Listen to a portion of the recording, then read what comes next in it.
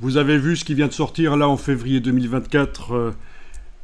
Bon, la génération de vidéos par intelligence artificielle, ça fait pas mal de temps que ça existe, mais là on vient de passer un grand cap en février 2024 avec OpenAI qui vient de sortir un générateur qui s'appelle Sora. C'est plutôt Sorry pour tous ceux qui sont dans la production audiovisuelle.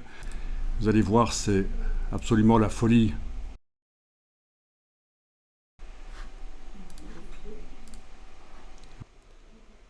On voit encore un peu que c'est bizarre quand les gens marchent et ils marchent bizarrement.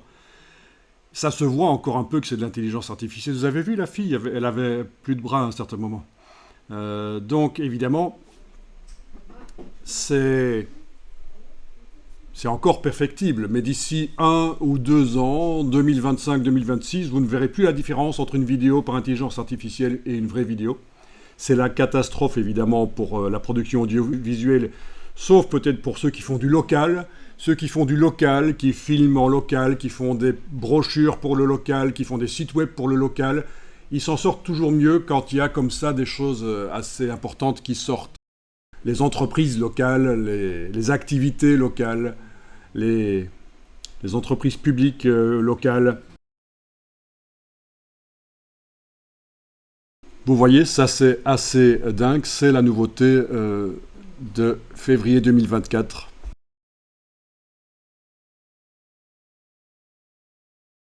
Ceux qui font de la musique sont aussi très inquiets de tout ça.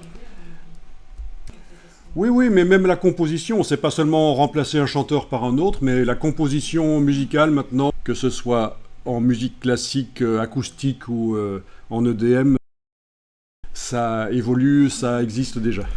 Et franchement, ça va évoluer. Mais il faut embrasser ces technologies. Si vous êtes dans la posture de dire ouais, c'est moins bien que si on le fait par la méthode traditionnelle, il y a un défaut là, regarde bien, là il y a un défaut, on le voit. Ce qui compte, c'est toujours au final combien ça coûte. Il y aurait des défauts encore si le coût est beaucoup moindre que d'utiliser une autre méthode. C'est ça qui va être utilisé. Début 19e siècle, quand les moissonneuses-batteuses sont apparues dans les champs pour moissonner le blé, au départ c'était des machines, les tracteurs, les moissonneuses, c'était des machines à vapeur, je ne sais pas si vous êtes au courant. Avant que le moteur à explosion n'existe, fin 19e, début 20e,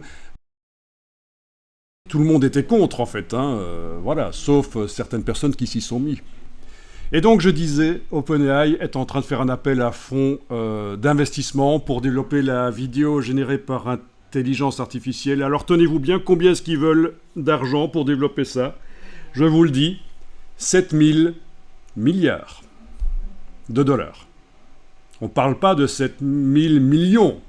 7000 milliards de dollars vont être investis pour développer la vidéo par intelligence artificielle. On saura plus ce qui est le vrai du faux, il faudra éduquer les gens. Déjà maintenant, avec le deepfake, on ne sait plus voir si c'est vraiment la personne qui parle et si c'est vraiment elle qu'on voit. Avec vous voyez, le plaquage de visage à la place d'un acteur pour faire croire que c'est Obama qui dit ça.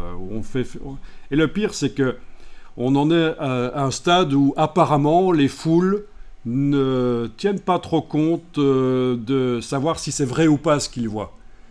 Ils veulent juste savoir si c'est crédible ou pas. Si la personne aurait pu dire ça, même s'ils savent que c'est faux, on en est. Les gens apparemment disent que moi c'est pas grave que ce soit faux, mais il aurait pu dire ça. Elle aurait pu dire ça. Donc en effet, c'est un changement de paradigme